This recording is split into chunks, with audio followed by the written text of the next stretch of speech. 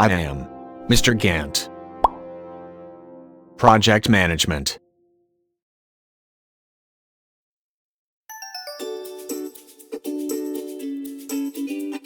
Lesson number 43, Lookahead Filters in P6. Objective: students will learn how Lookahead Filters works in Primavera. Primavera, P6, 3 months, schedule look ahead. How to make a Primavera, P6, 3-month look-ahead filter. Once a schedule has been developed, a baseline, and started, you may begin tracking progress. In support of this effort, it is not uncommon to want to report on every activity taking place over the next 3 months. Primavera, P6, ability to show everything that starts or is underway over the next 3 months is one of its greatest features. These are the tasks on your project schedule that come after this. Primavera, P6 Professional has filter features that let you make a filter process that shows these next step items. This example shows you how to make a Primavera, P6, 3 months, look-ahead filter to help you track progress and report next step items in your calendar. A simple demonstration shows a micro railway project schedule with few activities.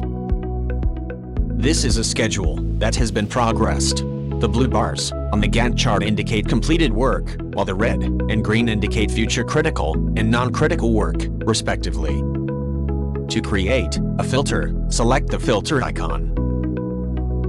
This brings up the filter dialog.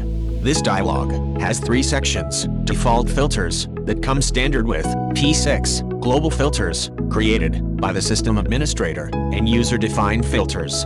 We want to create a user-defined filter, so highlight in the user-defined section and select New. Now, we want to capture all activities that start in the next 3 months. So the first line of our filter is in. The parameter we are tracking is start. The equivalency is within range of.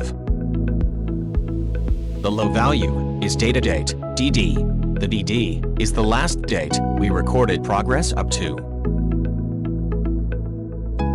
The high value is DD plus the modifier 3M, the 3 months.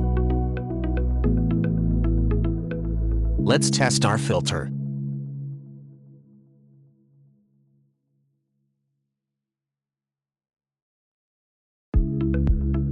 In our filter, we see that all activities that start in the next 3 months are displayed.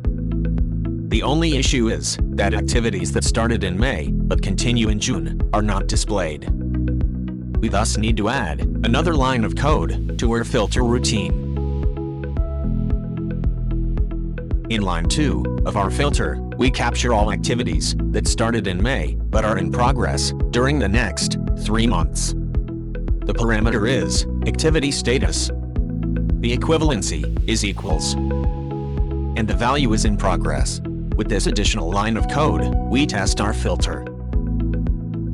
Now, our filter is displaying no activities. The problem is that the first parameter, which is the default, is all of the following. The and means that both the first line of code and second line of code must be true in order for that activity to be displayed.